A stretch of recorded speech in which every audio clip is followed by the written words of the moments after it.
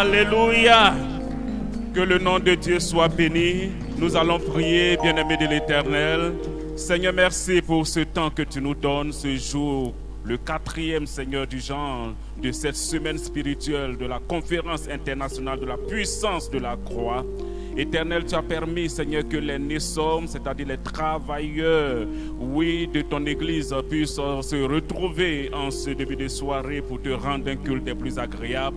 Nous voulons te bénir en nous souvenant de tous nos frères et sœurs qui sont dans la diaspora, qui sont aux États-Unis, qui sont en Amérique, en Canada, tous nos frères et sœurs en Europe, nos frères et sœurs en Asie, nos frères et sœurs en Afrique, nos frères et sœurs aux Océanies. Seigneur, nous voulons que toi-même tu prennes le contrôle et que de là où tout un chacun ton corps se trouve, que tu manifestes ta plénitude, que tu manifestes ta grâce, que tu manifestes ton autorité, ta puissance, Seigneur mon Dieu, mon roi, et que, éternel mon Dieu, mon roi, ce jour, Seigneur, soit un jour véritablement glorieux pour tous les Néhémies, pour l'évangélisation et le soutien des œuvres missionnaires, c'est-à-dire les travailleurs de l'Église. Nous voulons te bénir, nous voulons te rendre toute la gloire et te recommander, Seigneur, toutes choses, et que ma personne, Seigneur, soit totalement effacée, que je diminue, que toi tu crois, Seigneur, et que tu bénisses, Seigneur, ton peuple au travers, oui, Seigneur, de ta parole. Père, nous voulons te rendre toute la gloire. Prends le contrôle du reste du temps, Seigneur,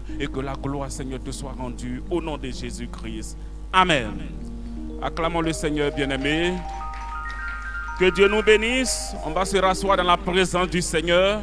Une fois de plus encore, je vous dis merci et je vous salue dans le précieux nom de notre Seigneur et Sauveur personnel.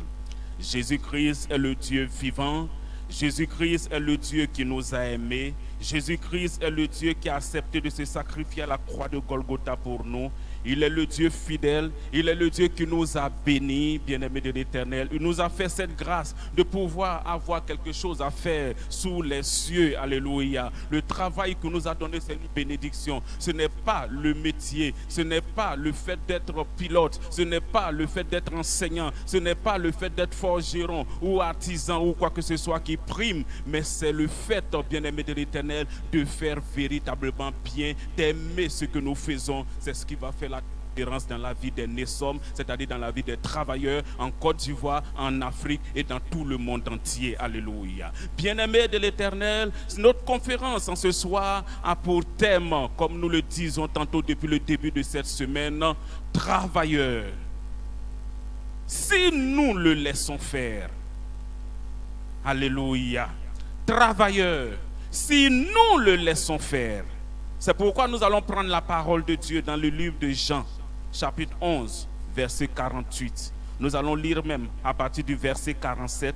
La parole de Dieu déclare ceci. On va se tenir debout, bien-aimés. Alors, les principaux sacrificateurs et les pharisiens assemblaient le Sanhédrin et dirent: que ferons-nous? Car cet homme fait beaucoup de miracles. Si nous le laissons faire, tous croiront en lui. Et les Romains viendront détruire et notre ville et notre nation. Que le nom de Dieu soit béni. Merci Seigneur de bénir ta parole. Glorifie-toi au nom de Jésus. Amen. On peut se rasseoir dans la présence du Seigneur. Bien-aimés, le travail est le point de départ de notre bénédiction et de notre épanouissement. L'ouvrage de nos mains, ce que nous faisons en tant que servants de l'Éternel, serviteurs de Dieu, en tant qu'ouvriers dans la moisson du Seigneur, bien-aimés, c'est le début de notre épanouissement et de notre bénédiction. Car la Bible nous montre même le plan de Dieu, nous montre même que dans le plan de Dieu, le travail était déjà véritablement bien mentionné. C'est pourquoi il a pu dire à Adam et Ève, voici le jardin, il les a placés dans le jardin et il a dit à Adam de cultiver le jardin et de le garder. Bien-aimés de l'Éternel, en ce soir, j'aimerais que nous soyons véritablement pragmatiques. Parce que tout travailleur, en travaillant, s'édifie. En travaillant, s'épanouit. En travaillant, se réjouit et il se construit. Et il gagne, il reçoit les retombées de ce travail. tout au contraire de ceux qui ne veulent pas travailler, qui sont là, indolents, à ressasser, à regarder la télévision. Bien-aimés, c'est de ceux-là qu'il s'agit. Ces personnes qui ne veulent pas travailler, vous allez voir qu'au finish, ces personnes vont déprimer. Ces personnes vont, bien-aimés du Seigneur, être la risée de tous. Et non seulement être la risée de tous, après la dépression, ce sera la maladie. Parce qu'il y a des maladies qui arrivent lorsque nous ne bougeons pas.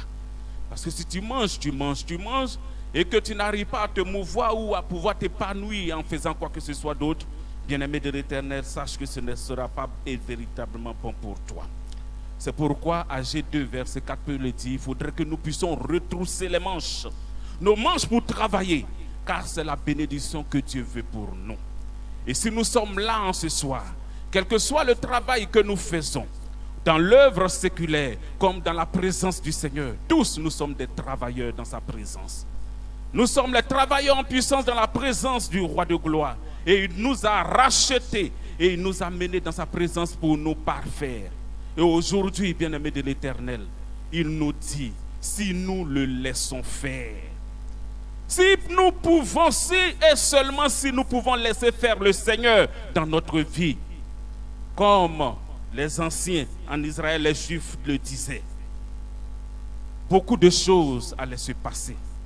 Et je pourrais dire, même poser cette interrogation pour dire, qu'adviendra-t-il si le Seigneur, si nous laissons, nous travailleurs, nous laissons faire le Seigneur? Que ce soit en Côte d'Ivoire, que ce soit en Afrique, que ce soit dans le monde entier. Si nous laissons faire le Seigneur, qu'est-ce que nous deviendrons? Bien-aimés, je suis dans la joie de vous dire que la bénédiction sera constante. Le Seigneur bénira son peuple, bénira ses travailleurs, bénira tous ceux qui font quelque chose dans sa présence. Le Seigneur manifestera sa gloire dans la vie de ses enfants. Parce que lui-même, il a été le premier travailleur. Il a travaillé 6 jours durant en créant les cieux, en créant la terre, en créant les arbres, en créant les animaux, en créant le minéral, en créant les eaux, en faisant toutes ces choses. Et il a même ajouté le sceau à la perfection en créant l'homme le 6e jour. Et de l'homme, il a créé la femme. Et après cela, en voyant que tout ce qu'il avait fait était véritablement bon, le Seigneur s'est reposé. C'est pour te dire que toi, tu as l'obligation aussi de pouvoir travailler. Le travail est un droit pour toi, mon frère. Mais le travail aussi en Jésus-Christ est un devoir aussi pour toi. Parce que quelque part, il est écrit que si tu ne veux pas travailler, ne mange pas non plus. Alléluia. C'est pourquoi, en ce moment, bien-aimés de l'Éternel, nous allons explorer les Écritures. Et nous allons voir que si et seulement si nous pouvons laisser le Seigneur, si et seulement si nous pouvons lui permettre de faire ce qu'il veut, selon sa pleine volonté, bien-aimés, nous allons nous réjouir d'être dans sa présence. Mais, comme il le dit, nous ne l'avons pas voulu. Parce que nous voulons faire nous-mêmes notre propre volonté. Et pourtant, la volonté du Seigneur doit pouvoir primer sur tout. Parce que nous sommes des enfants qui sont régénérés. Nous sommes nés de nouveau et nous sommes dans sa présence. Et Dieu veut faire de grandes choses dans nos vies. C'est pourquoi nous devons savoir que le travail, c'est le début de la bénédiction. C'est la bénédiction même, comme je pouvais le dire, et c'est le début de l'épanouissement. Oui, bien-aimé, c'est différent, l'épanouissement. La chose là qui va te permettre de pouvoir te réjouir et de ne pouvoir pas te morfondre et de pouvoir être à l'aise et de pouvoir, bien-aimé de l'Éternel, bénir le Seigneur en tout temps et en tout lieu, c'est l'épanouissement. Et comme nous sommes là en tant que travailleurs, nous parlons du travail maintenant. Le Seigneur est vivant. Qu'est-ce qu'il nous dit, bien-aimé de l'Éternel? Dieu veut éviter que nous, ses enfants, frères et sœurs, que nous soyons dans le spleen parce que nous ne faisons rien dans sa présence. Dieu aime le travail parce que lui-même il dit ce qu'il a fait est véritablement bon, n'est-ce pas? Et s'il aime le travail et que c'est une bonne chose, il faut que nous aussi nous puissions aimer le travail. Nous puissions aimer travailler, c'est-à-dire le travail que nous avons, le poste que nous avons, le métier que nous avons, il faudrait que cet amour de ce métier-là soit manifesté dans nos vies afin que nous puissions mieux pratiquer ce métier-là. Le travail demande souvent des souffrances, des sacrifices, de la souffrance. Demande beaucoup de choses, bien-aimés de l'Éternel, mais nous ne devons pas regarder toutes ces souffrances. Nous devons regarder, oui, bien-aimés de l'Éternel, parce que c'est lui seul qui peut nous récompenser des fruits de notre travail. Ne regardons pas seulement l'argent, mais voyons que Dieu, dans sa fidélité, il est toujours prompt à récompenser tous ceux qui vont obéir à sa parole, tous ceux qui vont cultiver le jardin et le garder. Ton jardin peut être, oui, la fonction publique ou bien le métier d'enseignant. Ton jardin peut être le métier, oui, de pilote, de mécanicien ou de quoi que ce soit, d'homme d'affaires. Bien-aimé, il faut cultiver cela et il faut pouvoir garder cela parce que tu es un intendant, alléluia, tu travailles pour le Seigneur, tu es un ouvrier dans la moisson du Seigneur. C'est véritablement important. C'est pourquoi, travailleurs, prenons courage. Dans ces temps difficiles, nous sommes à la fin des temps, mais Dieu a les yeux rivés sur nous. Dieu nous regarde. Travailleurs du monde, travailleurs de ce que nous voyons. Bien-aimés de l'Éternel, nous ne sommes pas comme ceux du monde. Dieu dit que nous sommes dans le monde, mais nous ne sommes pas du monde. C'est vrai que nous sommes dans les trains quotidiens. Mais aujourd'hui, Dieu veut nous ramener à la présence, à sa présence, à sa manifestation, à son omniscience, son omniprésence, son omnipotence, pour dire que nous lui appartenons. Et si tu appartiens au Seigneur, tu vas faire ce qu'il te demande de faire. Alléluia. C'est pourquoi tu dois te réjouir d'être dans sa présence. Et quand tu es là et que tu travailles, bien-aimé de l'Éternel, tu dois faire ce travail-là comme il se doit. C'est vrai que la fonction publique va dire on travaille 8 heures. Même le privé, on travaille 8 heures durant. Mais toi, tu ne travailles que 30 minutes et tu rentres chez toi. Bien-aimé, sache que ce n'est pas bon. Ce n'est pas bon. Mais nous allons voir ces pans des choses et le Seigneur nous bénira. Le premier point, si nous le laissons faire, c'est-à-dire que sa pleine volonté s'accomplit dans nos vies en tant que travailleurs, bien-aimés de l'Éternel, Dieu fera des choses extraordinaires si seulement si nous sommes ponctuels et assidus. Premier point, soyez ponctuels et assidus, travailleurs. Bien-aimés, nous devons être assidus et ponctuels au travail. Pourquoi? Alléluia. Parce que nous méritons. Nous méritons les labeurs de ce que nous faisons. C'est pour dire quoi? C'est pour dire que l'ouvrier mérite son salaire. Ce que tu as sémé, tu dois récolter. Non seulement tu dois être ponctuel et tu dois être assidu, mais tu dois travailler avec enthousiasme. Parce que nous méritons ce que nous sémons. Et Dieu, dans sa fidélité, qui nous connaît mieux que quiconque, qui sait ce que nous faisons quand nous sommes au travail, même quand nous sommes dans son œuvre, en étant pasteur, en étant ouvrier dans sa moisson, il nous a demandé de plein de choses, mais nous sommes paresseux et nous n'arrivons pas à être véritablement dégourdis pour faire le travail. Pour 2 heures de temps, nous ne faisons que 20 minutes et après nous nous relâchons. Ce sont des choses qui ne sont pas véritablement bonnes. Et Dieu, dans sa fidélité, même s'il nous paye dans l'entièreté, avec l'entièreté de notre salaire, de ce que la fonction publique ou bien le privé ou bien l'Église donne à son serviteur, cela ne nous sera pas profitable. Alléluia. Parce que devant Dieu, nous n'avons pas travaillé comme il se doit. Nous n'avons pas fait ce qu'il voulait. Nous n'avons pas été véritablement ponctuels et assidus et honnêtes, parce que nous allons voir ce point-là.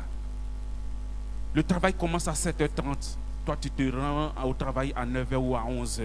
Ou bien même que tu ne vas même pas au travail. Ou bien même que tu fais comme les élèves qui vont à l'école. Ils font un saute-mouton. L'école buissonnaire. Tu vas ce lundi, tu ne vas pas le mardi, tu ne vas pas le mercredi, tu retournes le jeudi. Toutes ces choses ne sont pas bien dans la présence du Seigneur. Même si on ne te contrôle pas, sache que l'Esprit de Dieu est en toi pour te contrôler. C'est pourquoi tu dois être ponctuel au travail. Tu dois être assidu au travail. Et tu dois travailler avec enthousiasme parce que tu ne mériteras que ce que tu mérites. Alléluia. On ne donnera que ce que tu mérites. Et si on t'a donné au-delà de ce que tu mérites, bien-aimé, ça ne te sera pas profitable. Je ne sais pas comment le Seigneur va agir pour que ça ne te soit pas profitable, parce que Dieu n'aime pas les menteurs, il n'aime pas les voleurs, il n'aime pas les tricheurs, il n'aime pas les trompeurs, il n'aime pas les usurpateurs. Donc Dieu ne va pas être ton complice dans tout ce que tu es en train de vivre ou dans tout ce que tu es en train de faire dans ton travail. C'est pourquoi, bien-aimé, il faut te relever et il faut faire ce que le Seigneur te demande de faire pour que son nom seul soit glorifié dans ta vie. Alléluia. Soyons ponctuels donc au travail. Soyons ponctuels parce que Dieu seul sait ce que nous méritons véritablement. Le deuxième point, bien-aimé de l'Éternel, c'est soyez honnêtes. L'honnêteté qui rime avec ces premiers points que nous venons de voir. L'honnêteté, c'est le fait d'être conforme aux règles de la morale, de la probité, aux règles de ce qui est convenable, de ce qui est exact et de ce qui est de la loyauté. Oui, c'est de cela qu'il s'agit. Tu travailles quelque part, il faudrait que tu sois loyal dans cette entreprise dans laquelle tu travailles. Tu travailles dans la moisson du Seigneur, dans la présence du Seigneur, dans la maison du Seigneur, dans le travail du Seigneur. Il faudrait que tu sois loyal, bien-aimé travailleur. C'est de cela qu'il s'agit. Tu ne peux pas être ici et en train de travailler contre l'entreprise dans laquelle tu travailles.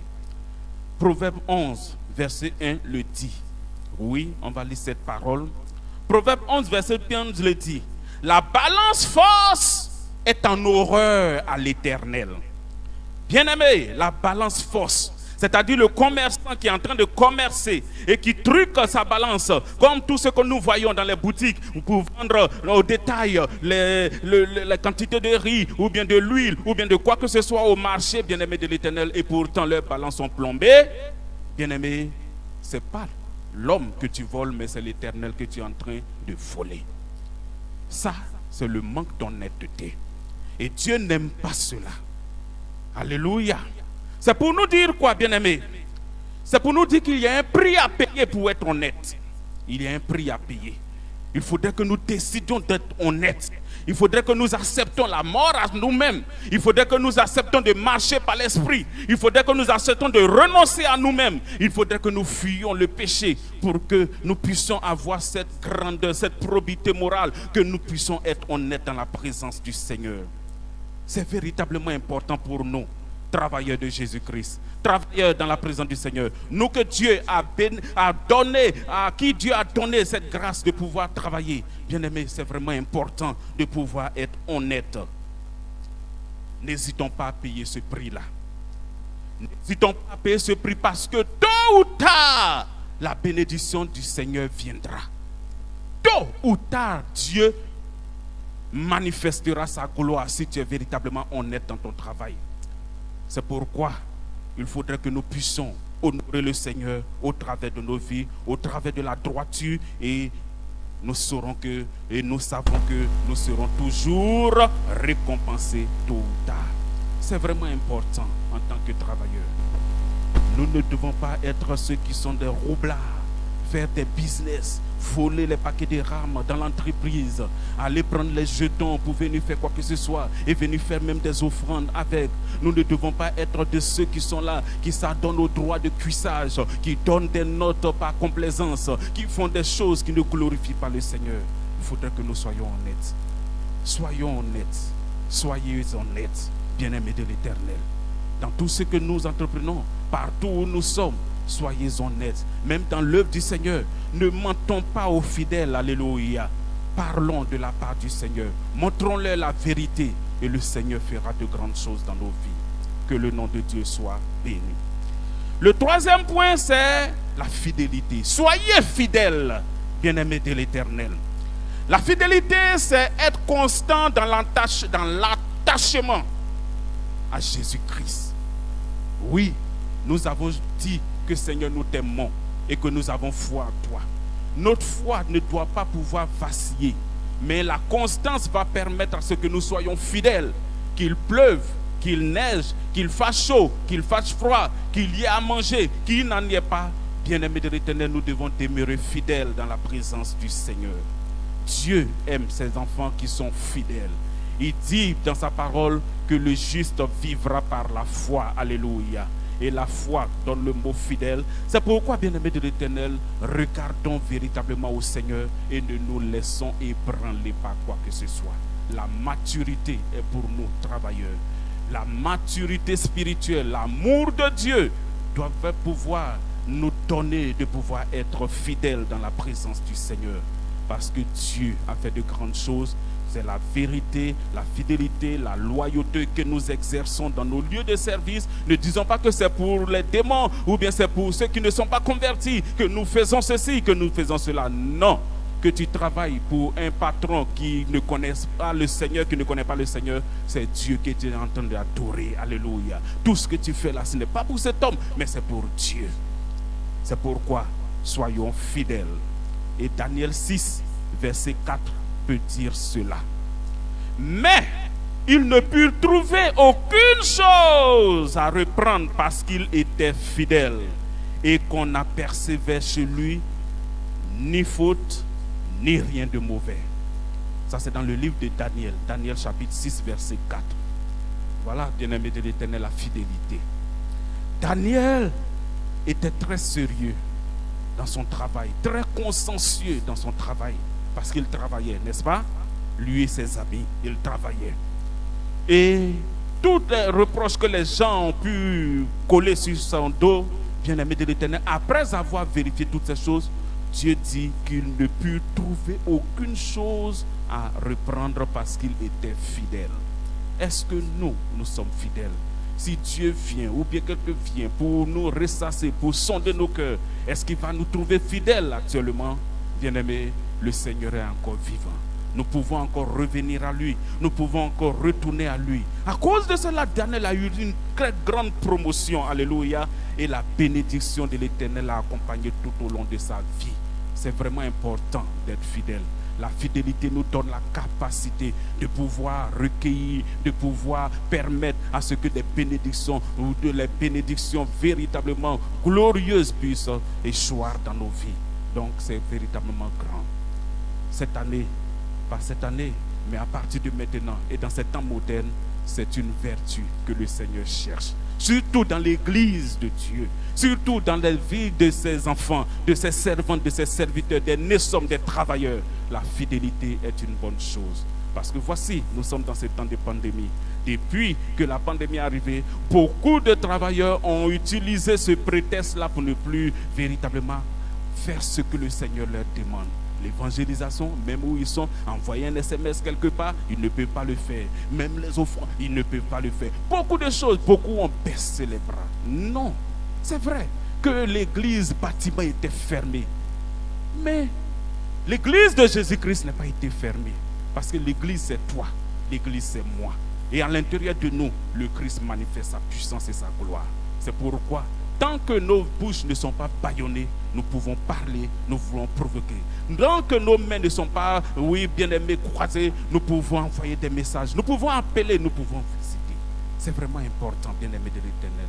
Soyons fidèles et Dieu fera de grandes choses dans nos vies. Si nous le laissons faire en étant fidèles, Dieu manifestera sa gloire dans nos vies. Quatrième point, soyons diligents. Alléluia. Soyez diligents, c'est-à-dire soyez attentifs. Faites toutes choses avec empressement, mais avec efficacité. Voilà. Parce que tu peux t'empresser, rapidité, et puis zéro au bout du compte. Alléluia. Le Seigneur, c'est ce qu'il veut pour nous, c'est le zèle. Le zèle tout, le zèle du Seigneur. Tous les enfants de Dieu, tous les travailleurs doivent pouvoir être diligents. Zélé pour le Seigneur, empressé pour les bonnes choses du Seigneur. Alléluia. Et la parole de Dieu le dit dans le livre de Proverbes. Proverbes chapitre 12 verset 27. Proverbes chapitre 12 verset 27 qui dit ceci. Alléluia. Le Seigneur est véritablement glorieux. Être diligent, c'est une vertu biblique des enfants de Dieu. Et nous, travailleurs, nous devons nous approprier cette diligence. Et le Seigneur se glorifiera. Le paresseux ne retire pas son gibier, mais le précieux trésor d'un homme, c'est l'activité. Alléluia.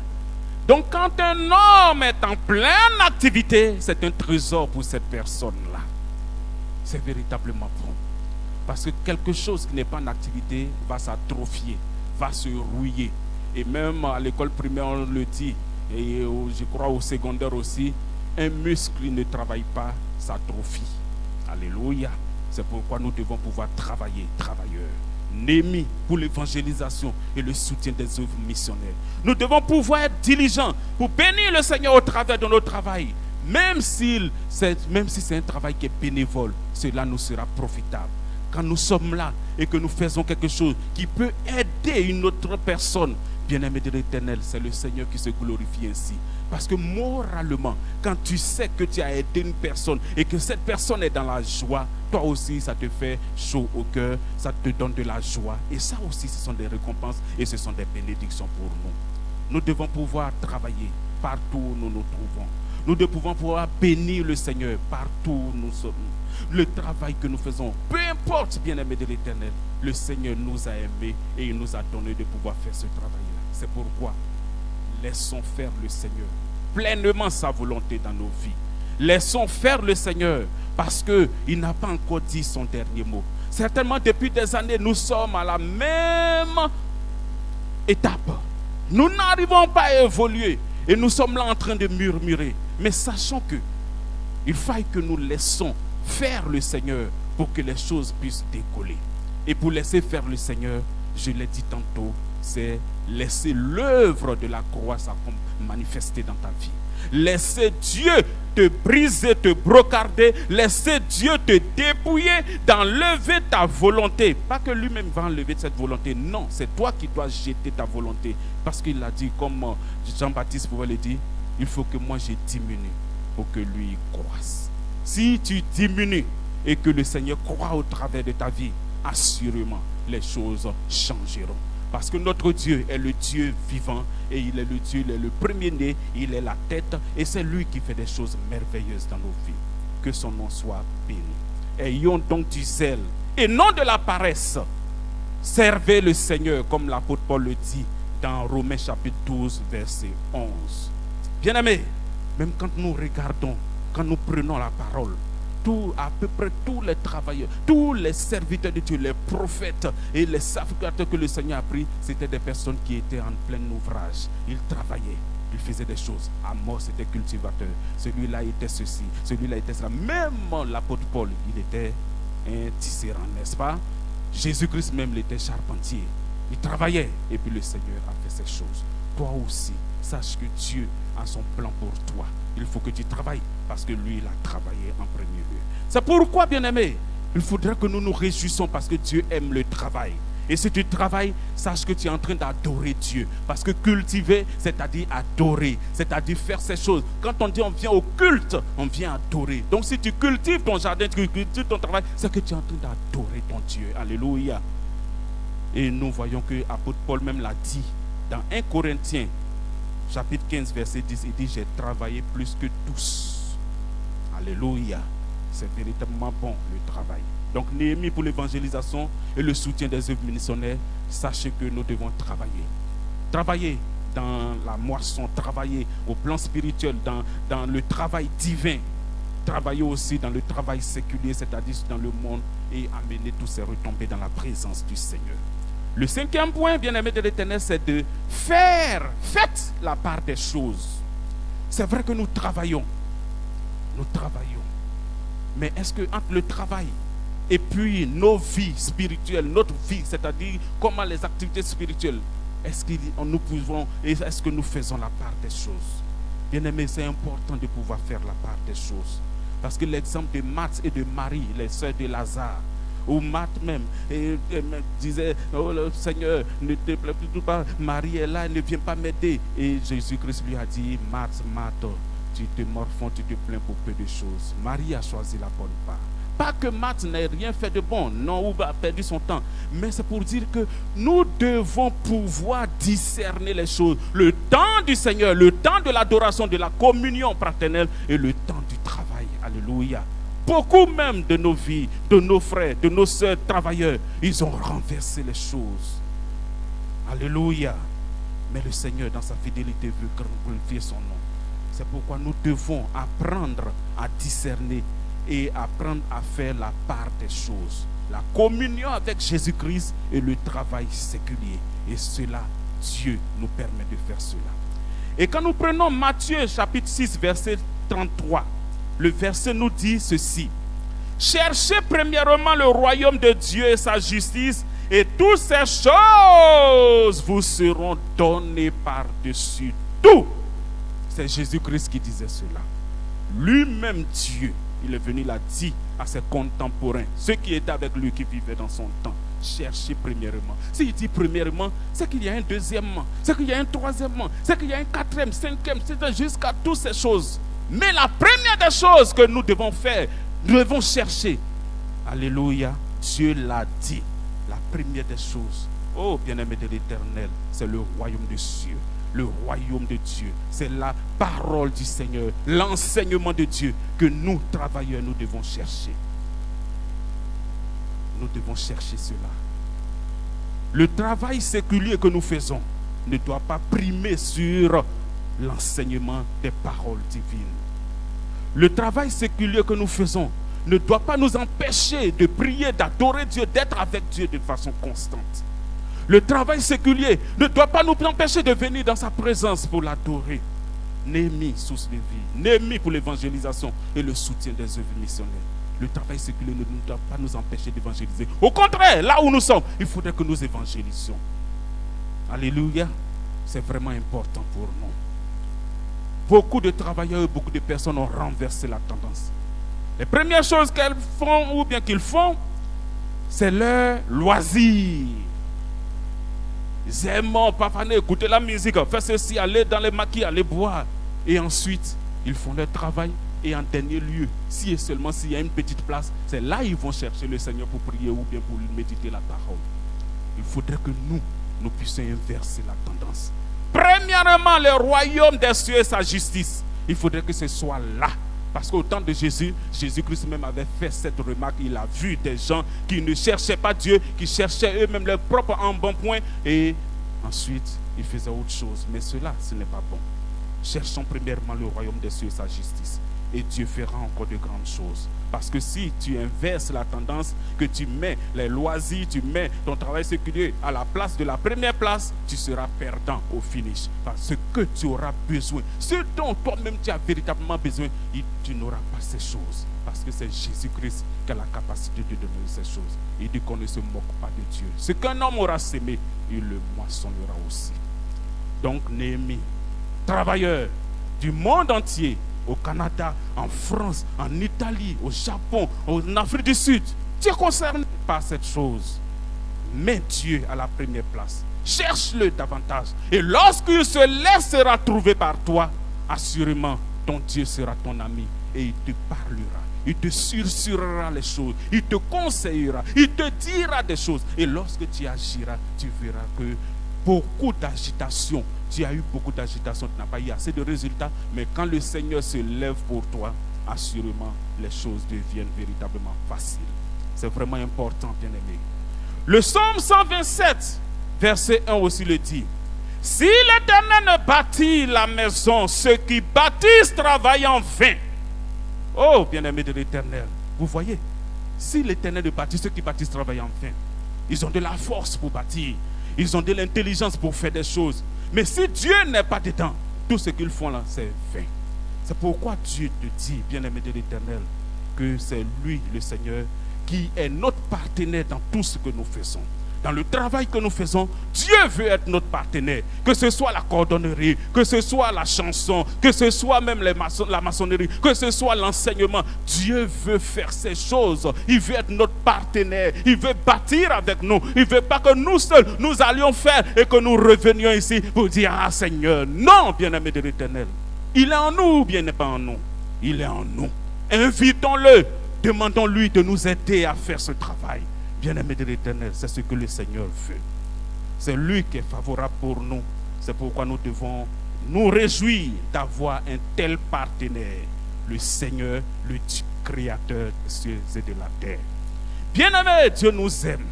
Et même l'apôtre Paul le dit encore en Colossiens 3, verset 23. Faites toutes choses de bon cœur. Faites toutes choses de bon cœur, comme pour le Seigneur et non des hommes. Alléluia. Faites toutes choses. Le travail que vous faites, le travail dans la présence du Seigneur, le travail même quand vous croyez que c'est dans l'absence du Seigneur, tout ce que vous faites là, il faudrait que vous le fassiez de bon cœur. Ton patron est mauvais, ton patron est mystique, il n'y a pas à manger, il y a toutes ces choses. Mais quand tu vas servir, ne regarde pas cet homme, mais regarde le Seigneur, alléluia, et sers cette personne. C'est pour te dire, toi aussi, patron qui est mauvais, patron qui est mystique, tu vois un enfant de Dieu, oui, ne méprise pas cet enfant de Dieu. C'est vrai que tu ne connais pas le Seigneur, parce que toi aussi tu seras jugé. Alléluia. Dieu, il ne fait acception de personne. C'est pourquoi nous devons, oui, bien-aimés de l'Éternel, faire de grandes choses pour le Seigneur. Et cette grande chose-là, c'est de payer le prix de notre probité, le prix de ce que l'humain a payé, en acceptant de renoncer à nous et en le laissant faire pleinement sa volonté au travers de nous. Oui, c'est vraiment important de chercher l'argent en travaillant, mais l'argent n'est pas ce que nous devons, oui, avoir par rapport au travail. Nous ne travaillons pas pour forcément avoir de l'argent. Il y a l'épanouissement, parce que beaucoup d'enfants de Dieu travaillent mais n'aiment pas leur travail. Ils sont partis pour avoir de l'argent. Ils sont partis pour être corrompus. Ils sont partis pour être dans la compromission. Avoir de l'argent, avoir de l'argent, avoir de l'argent. Et pourtant, l'argent est un esprit. L'argent est spirituel. Je ne dis même pas un esprit d'argent, c'est Dieu. Il dit à moi l'argent, à moi l'or. À moi l'or, à moi l'argent, à moi les trésors de ce monde. Bien-aimé, plus tu cherches Dieu, plus l'argent vient à toi. Plus tu le cherches, plus Dieu laisse tomber. Il déploie son zèle pour toi. Mais plus tu es en train de courir derrière l'argent, plus aussi l'argent fuit. Et l'argent que tu as dans ta main, c'est l'argent sale. Et c'est une malédiction. Et souvent, c'est à cause de cet argent-là même que tu tombes malade, ou bien que tu as ceci et que tu abrèges tes jours. Parce que ces personnes corrompues qui te donnent l'argent, est-ce qu'ils donnent cet argent-là de bon cœur? Bien-aimé, c'est ce qu'il faut savoir dans la présence du Seigneur. Cherchons Dieu, mais ne mettons pas l'argent devant. Cherchons notre épanouissement. Et comment adorer le Seigneur au travers de notre travail? Parce que là où nous sommes, il faudrait que nous soyons des personnes modèles qui aiment le Seigneur et qui ont besoin d'être accomplies au travers du Seigneur. Oui, parce que nous ne devons pas être stressés à cause du travail. Si Jésus-Christ bâtit avec nous, le stress n'a pas sa raison d'être. La dépression n'a pas sa raison d'être. Et tous ces échecs n'ont pas leur raison d'être, mais pleinement la volonté du Seigneur dans nos vies. Que toute la gloire lui soit rendue. Bien-aimés, 6e point. Travaillez pour votre accomplissement et votre épanouissement. Nous sommes rentrés dedans. Parce que le désir de Dieu, c'est que nous travaillons et que le travail puisse nous procurer de belles choses. Parce que notre source, c'est Dieu, n'est-ce pas? Et c'est lui qui est la source de notre bénédiction. Il ne veut pas voir son peuple qui est là indolent, les bras croisés. Si nous tous nous sommes là, que nous sommes indolents, les bras croisés, et que personne n'est là pour placer les chaises, personne n'est là pour filmer, personne n'est là pour chanter, personne n'est là pour faire ceci, pour faire cela, nous allons rétrograder. Alléluia. Mais si nous sommes là pour travailler, nettoyer, nous avançons et nous allons faire des découvertes et Dieu se glorifiera dans nos vies. Ça, c'est dans l'église. Mais si nous sommes là aussi pour évangéliser, pour gagner des âmes et dépeupler le camp de Satan, là aussi, vous allez voir que nous serons plus nombreux. Et quand l'exemple se soulèvera, nous sommes encore dans de bonnes dispositions pour le Seigneur. Alléluia. Et même quand nous sommes dans le travail séculier, si tu es là, que tu es technicien, voici la lumière. C'est des inventeurs, des auteurs qui ont travaillé, qui ont fait cela. Les caméras, c'est des personnes qui ont trouvé. Elles ont travaillé et leur bénédiction soit sur nous. Nous aussi, nous devons travailler. pour bénir le Seigneur. Parce que quand nous travaillons, Dieu fait de grandes choses au travers de nos vies. Ne voyons pas le travail comme une malédiction. Ne voyons pas le travail comme une corvée. Ne voyons pas le travail comme quelque chose qui est pesant, qui nous opprime, qui nous oppresse. Bien-aimés, si nous voyons ces choses, même quand on va nous payer, cela ne nous profitera pas. Mais il faudrait que nous nous réjouissons de travailler, que nous aimons Dieu au travers de notre travail et que nous fassons tout pour que le nom de Dieu seul soit glorifié. Parce que c'est lui seul qui a la capacité de nous bénir. Et assurément, Dieu nous bénira au travers de notre travail. Bien-aimés, c'est véritablement important que celui qui ne veut pas travailler ne mange pas non plus. Voilà. Travaillez pour votre épanouissement. Si tu travailles, que tu arrives à acheter un habit, tu te réjouiras. Tu travailles pour arriver à acheter une chaussure, tu vas te réjouir. Si tu travailles, que tu arrives à t'occuper de ta femme, de tes maris, de tes enfants ou quoi que ce soit, bien aimé, tu seras véritablement serré. Voilà. Pour dire qu'il y a des frères aussi qui n'ont pas encore de travail. Mais ce n'est pas parce qu'ils ne veulent pas travailler, mais ils n'ont pas encore trouvé du travail. Mais lorsque le Seigneur donnera du travail, il faudrait que tu puisses travailler. Et que ces paroles-là puissent s'appliquer dans ta vie. Parce que le Seigneur le fait ainsi. Il faut aimer son travail, comme je le disais, et le faire avec joie et amour. Quelles que soient les circonstances, quelle que soit la dureté même de labeur et de toutes ces déclarations, le Seigneur est Dieu. Et il fait de grandes choses. Sachez que si Dieu est avec nous, qui peut être contre nous? C'est vraiment important d'aimer le Seigneur. Et grâce à nous, grâce à vous travailleurs, il y a des personnes qui arrivent à décanter des situations dans leur vie.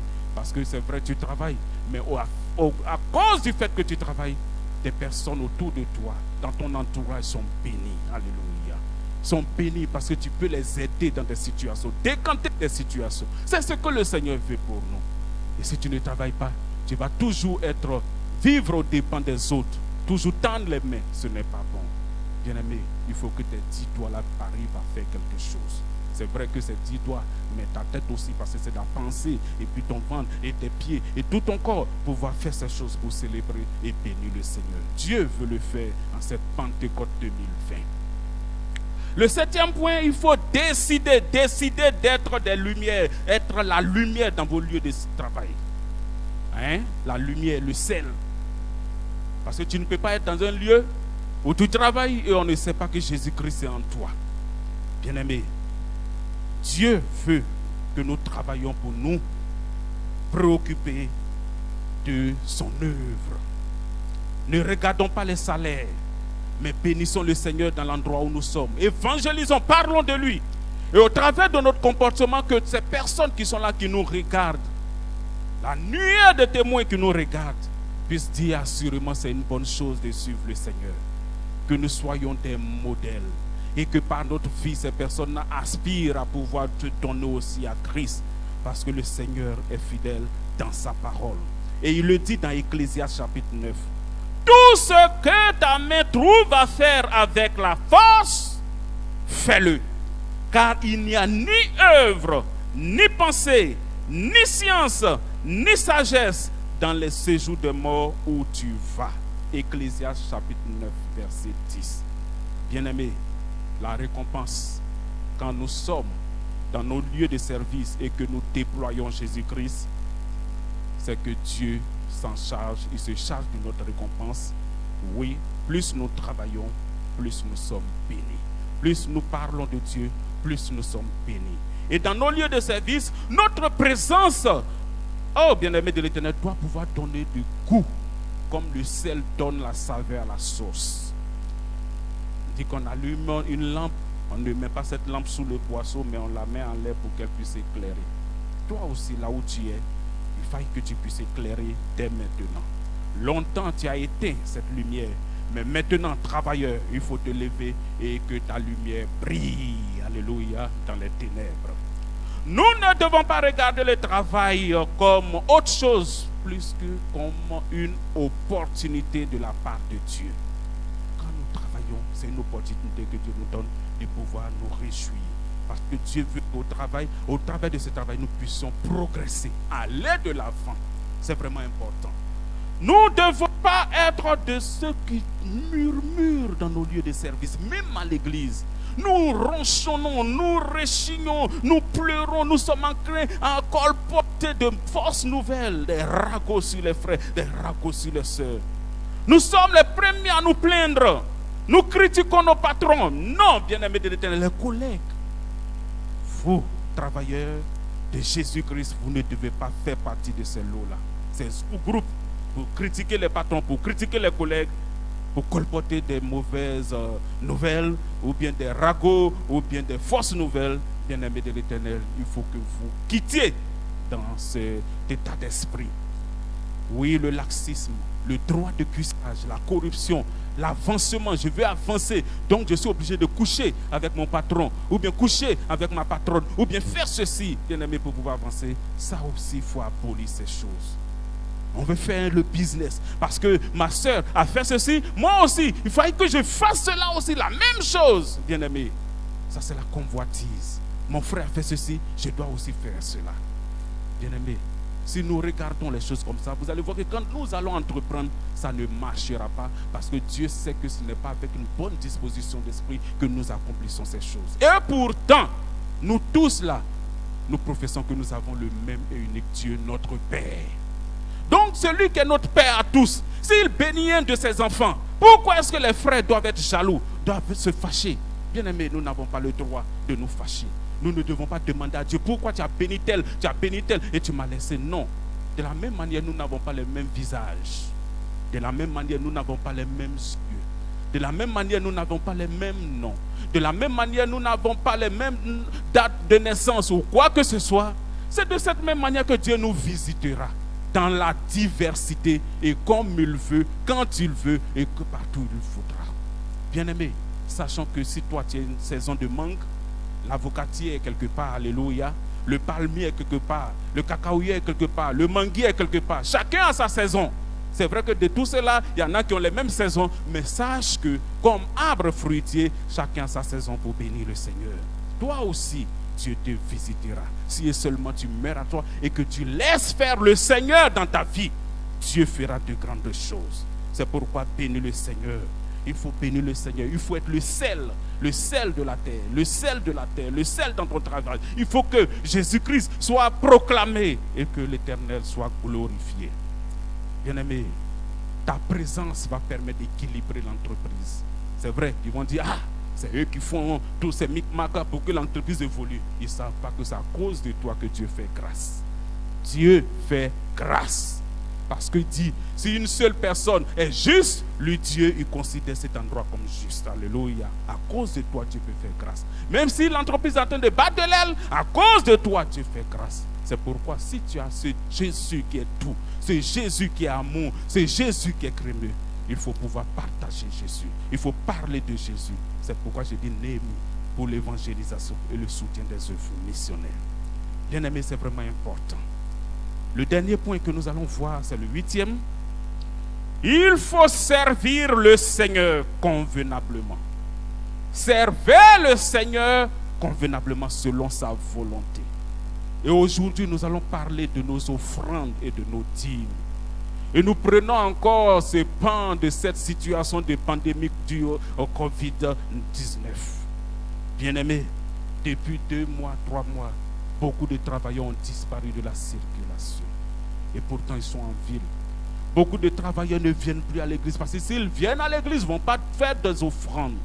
Et s'ils viennent à l'église, s'ils ne viennent pas à l'église, que leurs offrandes sont sur eux, ils vont pouvoir manger. Mais est-ce qu'on se moque de Dieu? Dieu, dans ces temps-là, ton salaire n'a pas changé. C'est vrai qu'il y en a qui sont dans des difficultés parce qu'il y a eu des chômages techniques. Mais nous prions que Dieu lui-même résolve toutes choses et que la gloire de la seconde maison soit plus grande que celle de la première et que tous puissent témoigner. Mais toi qui es là, qui reçois toujours ton salaire, mais tu ne viens pas dans la présence de Dieu et tu ne fais pas tes offrandes, tu n'apportes plus tes dîmes, tu es devenu toi-même ton propre sacrificateur, c'est selon. Mais sache que Dieu, il est Dieu et que ce bâtiment-là, c'est vrai, Dieu a permis qu'on construise, mais ce sont des hommes qui ont construit ce bâtiment. Et l'électricité, ce sont les hommes qui payent. Alléluia. Et l'église paye toutes ces choses. On a besoin Dieu a besoin de cet argent-là pour que tout soit véritablement bien en branle, pour que nous puissions toujours adorer le Seigneur. Parce que si nous sommes là et qu'on vient couper l'électricité sur nous, où est la gloire de l'Éternel dans toutes ces choses? À cause de cela, bien-aimé, toi qui es né de nouveau, toi qui travailles, toi qui es né pour l'évangélisation et le soutien des œuvres missionnaires, travailleurs, régénérés dans la présence du Seigneur, on ne doit pas te poursuivre pour apporter ton offrande, pour apporter ta dîme dans la présence du Seigneur. Bon an, mal an, même si tu n'apportes pas, il y a un message que tu peux envoyer. Comme des frères ont pu dire, quand tout sera bien, nous allons apporter dans la globalité, dans la totalité. Ça aussi c'est bon. Mais beaucoup ne font pas ça. Ils mangent ces offrandes-là. Et pourtant, tu ne peux pas manger la mangue avec son noyau. Le noyau de la mangue, c'est ce qui va donner d'avoir des plantations de mangue, une grande forêt. Et si tu arrives à bouffer ce noyau, non seulement il y a des poisons dans cet égument, dans le cotylédone, tu vas t'intoxiquer, mais aussi tu n'auras plus de grandes plantations pour pouvoir te réjouir. Bien-aimé, c'est important d'apporter nos dîmes, important d'apporter nos offrandes, parce que Malachie 3 le dit si bien. Malachie chapitre 3, je vais lire, nous tous nous connaissons ce passage-là à partir du verset 7. Malachie chapitre 3 verset 7.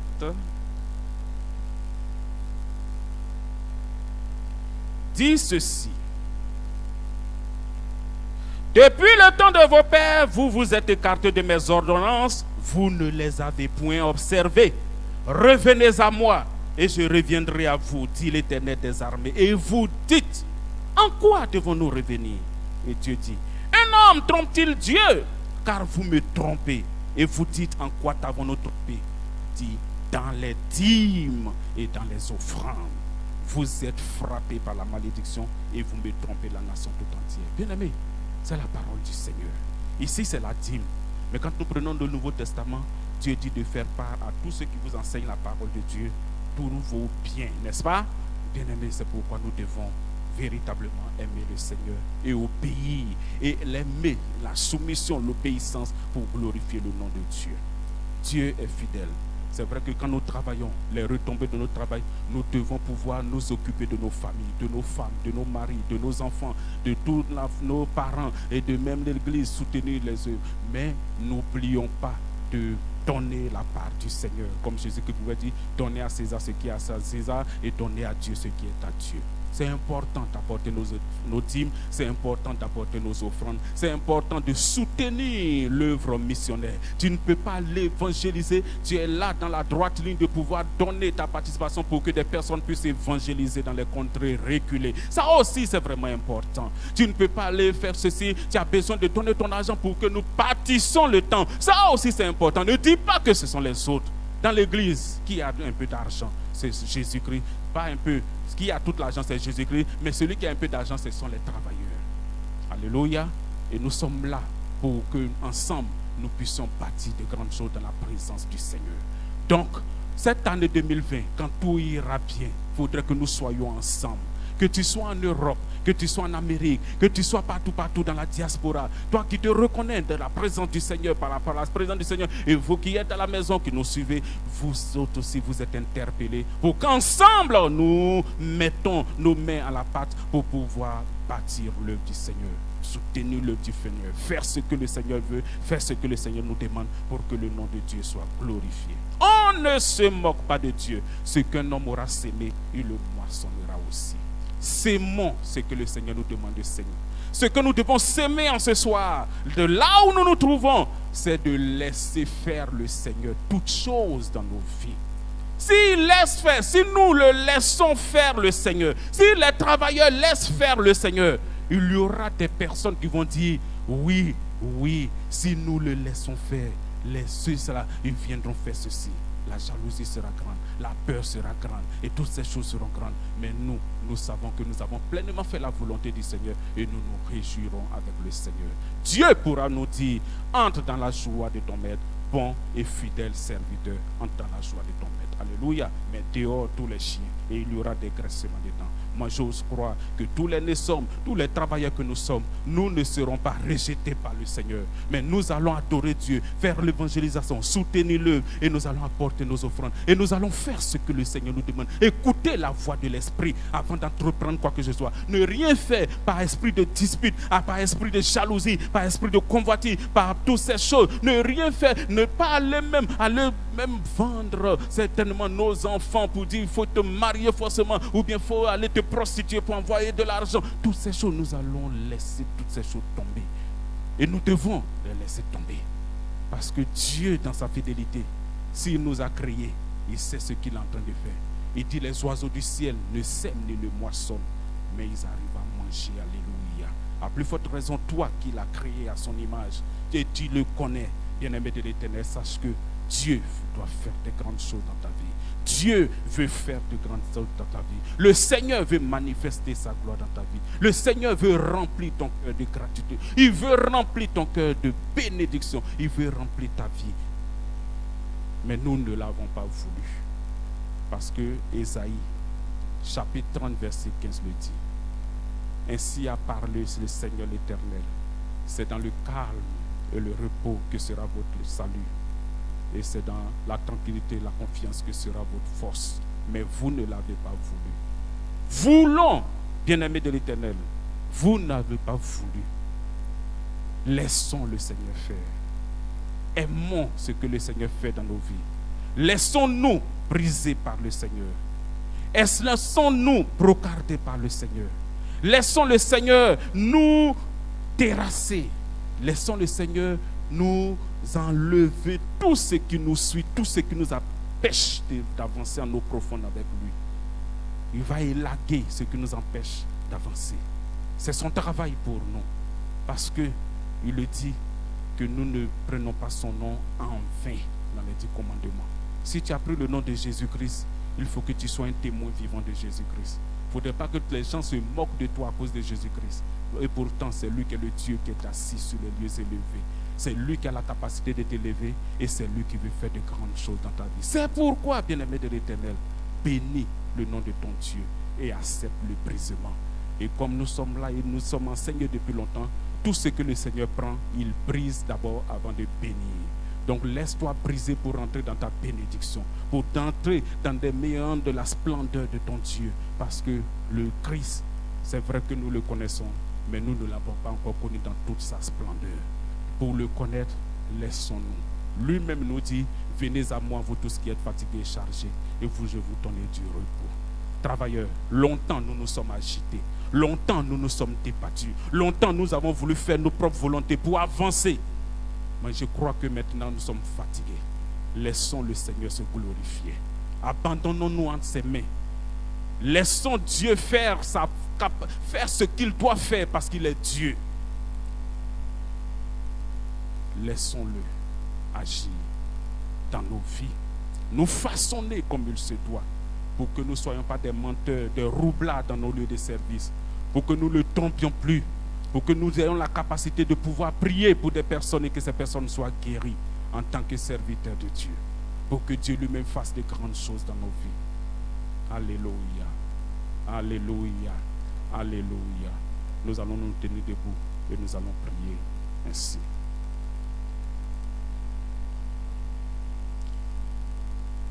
Seigneur, nous voulons te bénir, nous voulons te rendre toute la gloire. Dans ton dessein initial, Seigneur, c'est que le travail apparaisse comme un droit, mais aussi un devoir pour tes enfants que nous sommes. Si nous te laissons faire, Seigneur, le travail sera pour nous plus que nécessaire pour rendre les biens de la terre utiles à toute l'humanité et la société.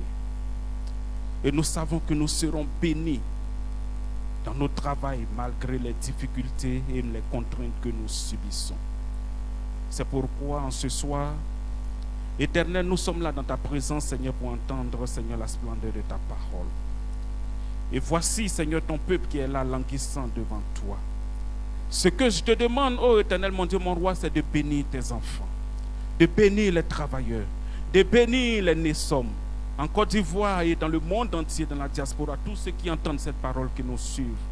Éternel, que tu étendes leur cordage et tu leur donnes la capacité de pouvoir, oh Éternel, mon Dieu, mon roi, se laisser maler, modeler, Seigneur, comme l'argile dans la main du potier.